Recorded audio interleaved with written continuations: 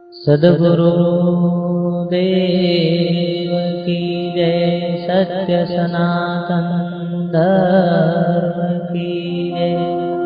भिखाराम बापू no जय। सती विमला जय। दादा गुरु तेजपुरी बापू नो जय।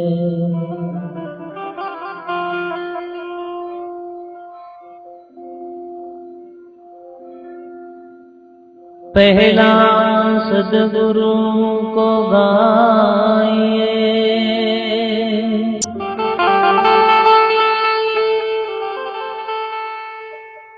ताके पीछे हो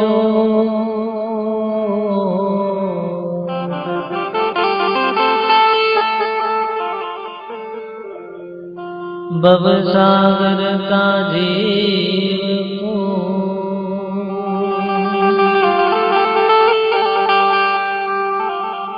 लई पहुंचाड़े ठो।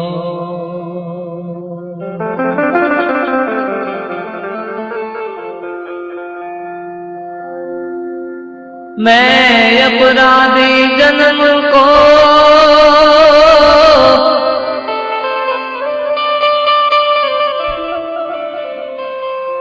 नकशिक भयो है विकार।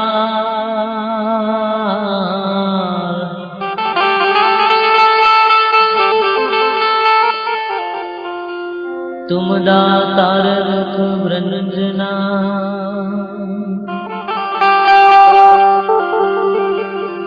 करो ने मेरी सहाय।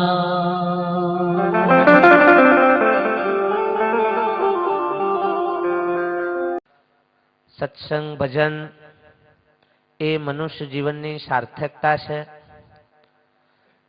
सत्संग ए बोली नाखवू, साંભળી लेवू। भजन एटले गाई लेवू, साંભળી लेवू ए भजन नथी, पण सत्संग भजन ए आपणुं जीवन छे। भजन आपणुं जीवन थई जाय तो भजन सार्थक छे। सत्संग आपणुं जीवन बनी जाय तो ए सत्संग आपणो सार्थक छे।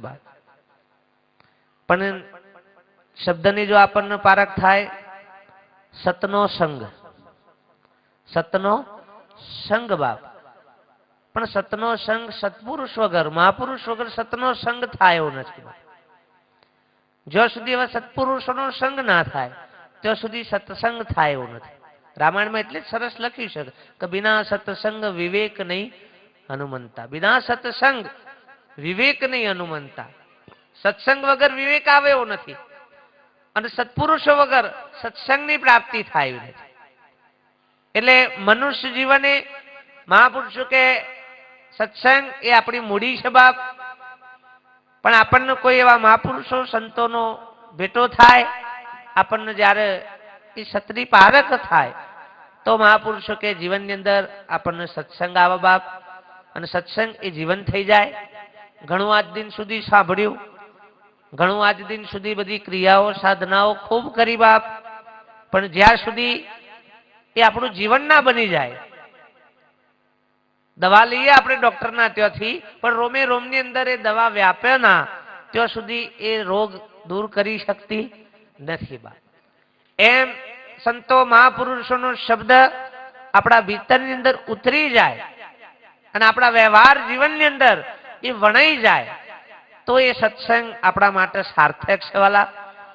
एटले मनुष्यना देहे महापुरुषे कीधुं के मनुष्यना देहे देव बनाई संतो जो सद्गुरुना शरणे जवाय तो। आ मनुष्य देह ए देवोथी पण दुर्लभ मळ्यो छे आपणने।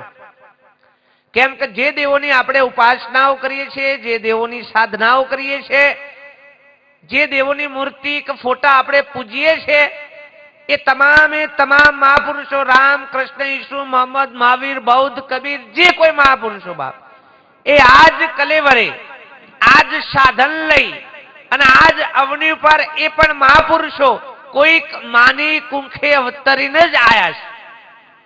जेनी आज आपणे यादीओ करीए छे, जेना आज आपणे पूजाओ करीए छे ए तमाम महापुरुषो आज देहे जेटला देवोनी मूर्तिओ जोवो ફોટા જુઓ તો એમાં આ જ રૂપ આપ્યું છે, મનુષ્યનું જ રૂપ આપ્યું છે, બીજું કોઈ રૂપ આપ્યું નથી. જેટલી દેવીઓની પ્રતિમાઓ જુઓ, દેવીઓની ફોટાઓ જુઓ, તેમાં આ જ શક્તિનું રૂપ આપ્યું છે, બીજી કોઈ શક્તિનું રૂપ આપેલું નથી. આ જ દેવ સ્વરૂપ, આ જ શક્તિ સ્વરૂપ, પણ આપણને પોતાનામાં નિશ્ચયપણું નથી બાપ, આપણને આપણામાં નક્કીપણું નથી. આ મનુષ્યના દેહે જે બનવું હોય એ બનાય.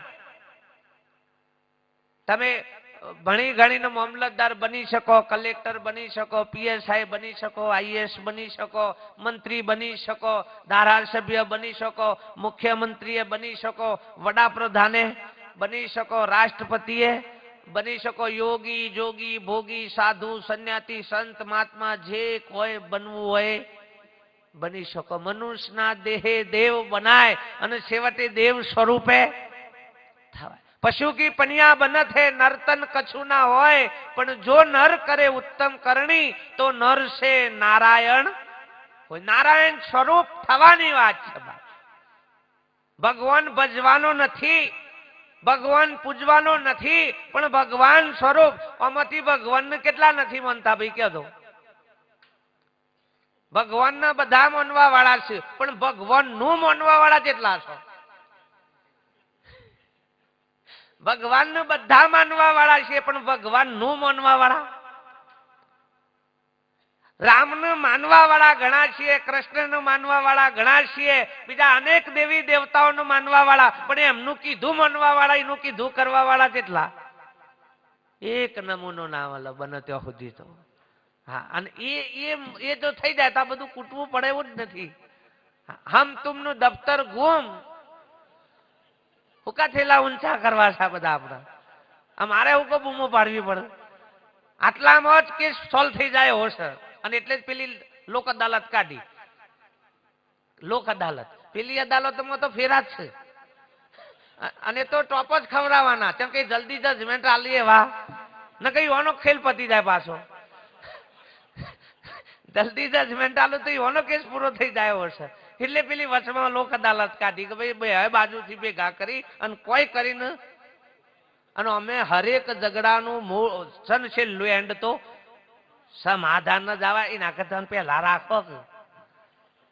પણ પેલા અહમ એટલો ઠુહાઈ વાળો હોય ને, નહીં ના માનું, ભલે ખર્ચી નાખું કી, હા પણ ના માનું. અને પછી બે બાજુ થાકે ને કે એમ કોક વચલો રસ્તો કાઢો. શું કી? વચલો રસ્તો કાઢો. વચલો રસ્તો પહેલાથી હતો પણ દેખાતો અહમ એટલો બધો હતો ને, એટલે આપણને વચ્ચેના જે સરળ માર્ગો છે. હું ઘણી વખત સત્સંગમાં કહું છું કે સત્સંગ એક એવી ભૂમિકા છે બાપ, કે જે વાત સીધી હતી, જે વાત સીધી હતી એ વિધિમાં બેઠી. વાત સીધી હતી એ હેમાં બેઠી? વિધિમાં બેઠી. આમ વિધિમાં બેહો ને એટલે જલ્દી ને કરવા દે. ઈ કને મારા જેવા પંડિતો છે, તમારો ખેલ જો સુધી બરોબર નેચોય ના નાખે ને ત્યાં સુધી તમને બહાર આવવા દેવા. આટલું ભણતર ઘંટર, આટલું એજ્યુકેશન સાહેબ જો શિક્ષણ વધ્યું છે, ભૌતિકતા વધી છે, સુખ સંપત્તિના સાધનો વધ્યા છે, પણ માનસિક સ્થિતિ દિવસે દિવસે બગડતી જાય છે બધાની. ભલે શારીરિક રીતે સગવડ ફૂલ આપણને મળી છે, તમને મને બધાને શારીરિક સગવડો ખૂબ મળી છે, પણ માનસિક રીતે આપણે દિવસે દિવસે સંકુચિત થતા જઈએ છીએ. આપણી માનસિક સ્થિતિ દિવસે દિવસે બગડતી જાય છે. ભૌતિક સાધનો ખૂબ છે સુખ સગવડના, પણ જ્યાં સુધી આધ્યાત્મિક સાધન નથી ને બાપ, ત્યાં સુધી સાચા સુખની, સાચી શાંતિની પ્રતીતિ નહીં જ થાય. ભણેલો ગણેલો યુવા વર્ગ સાહેબ સુસાઇડ કરે છે, અભણ લોકો નથી કરતા. અભણ લોકો નથી કરતા, ભણેલો ગણેલો વર્ગ સુસાઇડમાં વધારે. કેમ? શું તકલીફ છે બાપ? સારા ઘરના લોકો સુસાઇડ કરે છે, માગીને ખાય છે ને એ તો નથી સુસાઇડ. એ હજી મૂળ બને ત્યાં સુધી એવા કેસ ઓછા છે, પણ સારા ઘરના વ્યક્તિઓ છે એ કેમ? શું તકલીફ છે બાપ? દિવસે દિવસે અહમ આપણો વધતો જ જાય છે, વધતો જ જાય છે બાપ.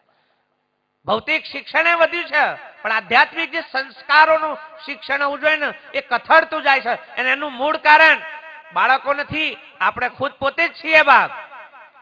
આપણે ભૌતિકતાનો વારસો આપ્યો, સુખ સંપત્તિ વૈભવનો વારસો આપ્યો છે, સંસ્કારોનો વારસો આપણે આપી શકતા નથી. અને આપવામાં ના આવે, આપણામાં હોય તો જ આવે. નકા આપવો તો બધાને જ છે. રાવણના છોકરા તો હારા જ પકાવાતા. હા, પણ પોતાને હારું થવું. આપણે છોકરા તો શ્રવણ, એટલે દારૂડિયાના છોકરા દારૂડિયાને એમ જ ઈચ્છા છે કે મારો છોકરો દારૂ પીવો જોઈએ નહીં, પણ પોતે શું કરી રહ્યો છે એ ખબર નથી. આપણે આપણી સંતતિ તો સારી જ પેદા કરવી છે બાપ, સારા જ સંસ્કારો, પણ આપણામાં સિંચન એનું કરી શકતા. અને તમારામાં જ લાવો. મારા ગામડામાં કહેવાતી કુવામાં હોય તો વાળામાં, કુવામાં હોય ને તો જ વાળામાં આવો બાપ. પણ ભાઈ આજે આપણે આ બધું જ ભૂલતા જાય છે. અને દિવસે દિવસે તમે જુઓ તો આટલું બધું કોમ્પ્યુટર યુગ, આટલું બધું હોવા છતાંય હજી માનસિક સ્થિતિઓ એટલી બધી કથળતી છે ને, એટલી બધી કથળ. તમે ડિગ્રીમાં આગળ હશો, ડિગ્રીમાં તમે બધા આગળ હશો. આમ તો જો કે હું તો અભણ જ છું, ગામડાનો છું, છતાંય તમે મને હોભળી રહ્યા છો એટલે મને એમ થાય છે કે મારા કોક સદગુણ દયા છે. તમને ખબર બને જ નહીં, આવું આવું થાય જ નહીં. અને એવું થયું છે જ. મોટા મોટા ઉદ્યોગપતિઓ છે ને, ટાટા હોય, બિરલા હોય, રિલાયન્સ વાળા, એ બધા બને ત્યાં સુધી એટલે એમ ના તે મોટા ડિગ્રીઓ વાળા કામ કરે છે, નોકરી કરે છે. અને એક તો બધા બચારા 10મું 12મું બધા ફેલ હતા. હા, પણ અમુક વસ્તુ છે ને એ હું ઘણી વખત કહું કે સૂજ અને રૂજ, સૂજ અને રૂજ આ બે મોંથી જ આવે. એ ચોથી લાવવામાં ના આવે. આ બધું હાલવામાં ના આવે અને લાવવામાં ના આવે. સૂજ અને રૂજ આ બે મોંથી આવે, મોંથી જ આવે. તમને ઘા પડ્યો હોય ઊંડો તો ડોક્ટર ઇન્ફેક્શન ની દવા આલે, બાકી રૂજ ફટફટાઈ જાય ને દવા ના હોય કોઈ દાડો. એ રૂજ મોંથી જ આવે. અને સૂજે છે ને, સૂજે. અને આપણા ગઈડોની પાસે કોઠા હુજ જેને કહેવાય. કઈ હુજ? કોઠા. એ કોઠા હુજ અત્યારે કોઠારે જતા રહે ને કોઠા હુજે જતી રહી છે. આ બે જતું રહ્યું છે. હા, આપણી બુદ્ધિઓ અત્યારે થોથો પોથો વાળી છે, વધારમાં વધારે. હું ખાલી એક દાખલો આપી દઉં. 2 સાયન્સના વિદ્યાર્થીઓ અને સારી એવી ડિગ્રી પ્રાપ્ત કરેલી અને સાયન્સના નિયમોનું પરફેક્ટ આમ યાદે રાખેલા.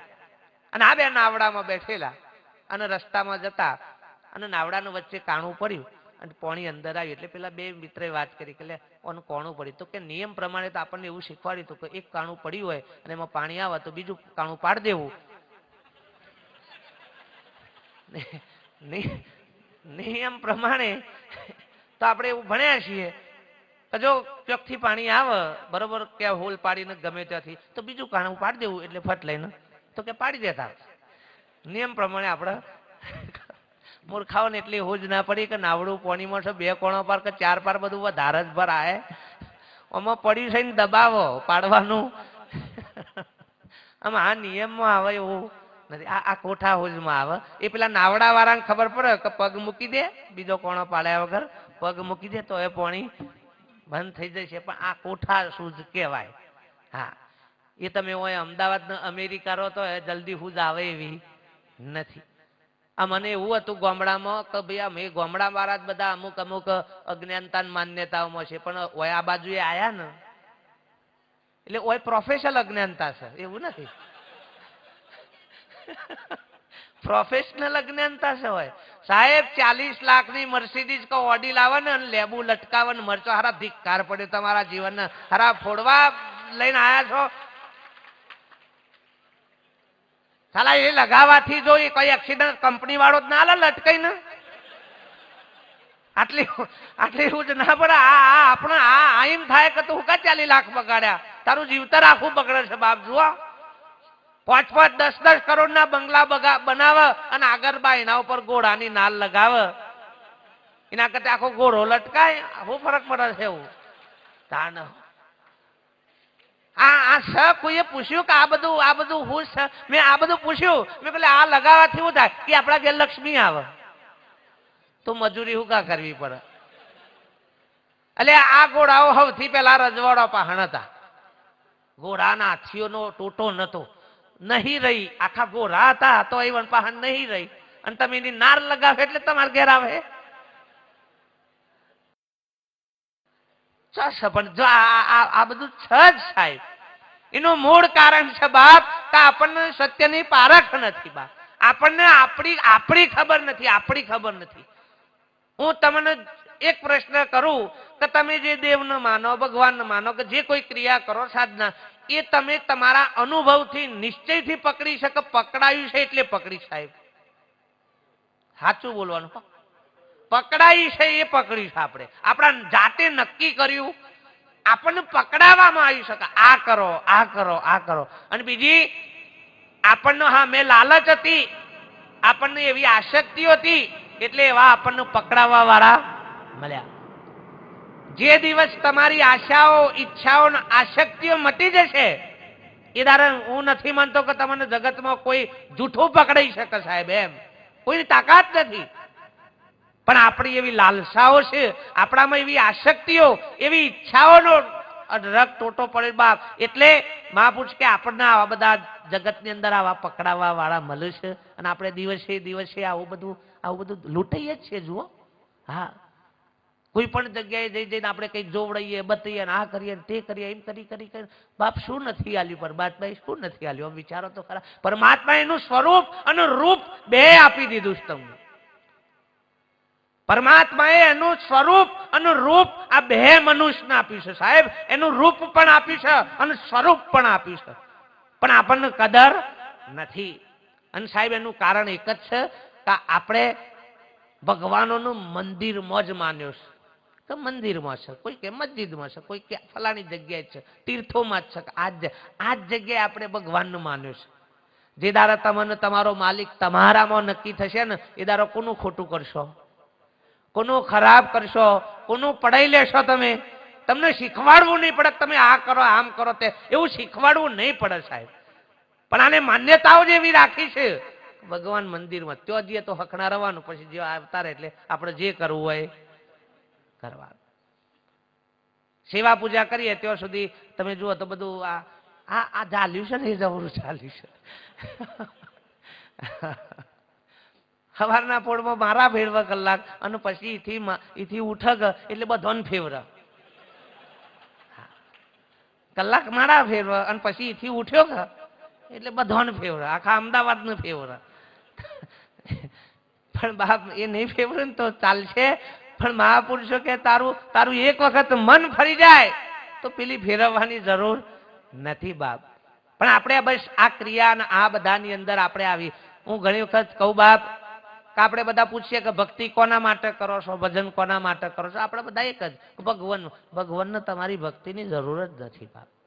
તમારું ભજનની ભગવાનને જરૂર જ નથી. એનું થઈ ગયું છે, એનું તો થઈ ગયું છે. તમારું તમારા માટે કરવાનું છે. હું ભજન કરું છું તો મારા માટે, તમારા માટે નથી કરતો. તમે કરો છો તો તમારા માટે કરો છો, બાપ. ભજન સ્વયં નું હોવું જોઈએ, બાપ. પણ ભજન શું છે, ભક્તિ શું છે, એ ખબર નથી. ભક્તિ મહાપદાર્થ, નરસિંહ મહેતા એવું કે છે, બાપ. ભક્તિ ભૂતળ મહાપદાર્થ, બાપ. આ મહાપદાર્થ છે. કોઈક વિરલા પુરુષોએ આ વાતને પામ્યા છે, બાપ. ઇતિહાસની અંદર એવા પુરુષો, આ સંસાર, આ જગતની અંદર, અરે એવા અટલ મહાન અટારા હતા, બાપ. આપણે તો ઘણી વખત એમ કે સારો કર્મ કરો, આમ કરો. અરે કર્મની બાજુ મૂકી દે, ચાલ. તારા કર્મ નથી જોવા, તૈયારી છે સત્પુરુષના સરેન્ડર થવાની? મહાપુરુષના સરેન્ડર કર્મો અસંખ્ય જેસલના હતા, બાપ. પણ સત્પુરુષને સરેન્ડર થશે ને, પાટી તરત ફરી ગયું. ખાલી શરત એટલી કે ફરથી આ ગુનો થવો જોઈએ નહીં, બાપ. તમે ખાલી તમારા ગુના કબૂલી લો. ધારો કે કોઈ આપણાથી ગુનો થઈ ગયો, ભૂલ થઈ ગઈ, અને તાત્કાલિક આપણે હોમેથી પોલીસ સ્ટેશન જતા રહીએ ને, અને ત્યાં જઈને કબૂલાત કરીએ કે સાહેબ મારાથી અજાણતામાં આવી ભૂલ થઈ ગઈ છે, એટલે પહેલા તો પોલીસ વાળાનો હાશ થાય કે અમારે ડોટે મારવી પડી. એટલે 50% તો એકને જ માફ આપણને કે હેડો તમારો વાંધો નકા એને હોદવામાં તૂટી જાય આ બચારો. હા, ની વધારે કાયો થાય પેલો પછી. તો હમાં જઈને તમે ગુનો કબૂલી લ્યો, ચલો તમારી જે સજા થતી હોય એ સજા પેલી થઈ જાય, બરોબર. સજા થઈને તમારું તે વર્તમાન સારું હોય, તમારું જો વર્તમાન સારું હોય, તમને ભલે 6 મહિનાની સજા થઈ છે, પણ તમારું વર્તમાન સારું હોય, તો એ જોવામાં આવે છે. એવું નથી જોતા કે ગુનો કર્યો છે, નહીં, ગુનો કેવી રીતે થઈ ગયો છે એ પણ આ બધા જોતા હોય છે, બા. અને ત્યાં પછી તમારું વર્તમાન જોવું ને, અને તમારું વર્તમાન જો ઉત્તમ લાગે ને, તો સાહેબ ત્યાંથી એ સજામાંથી ઓછી થાય છે, બા. એમાંથી પણ ઓછું કે ભાઈ ચલો વર્તમાન સારું છે, એનું એના અજાણતા થઈ ગયું છે, બાપ, કે ગમે તે રીતે થઈ ગયું. તો સાહેબ થેલી સજામાંથી પણ આપણને માફી મળે છે. પણ આપણે તો જેલમાં જઈને હખણા ના રહીએ. હાજી હા ના બોલાય બોલા બા હાલો હાલો હાલો હાલો હાલો ભાઈ હાલો હાલો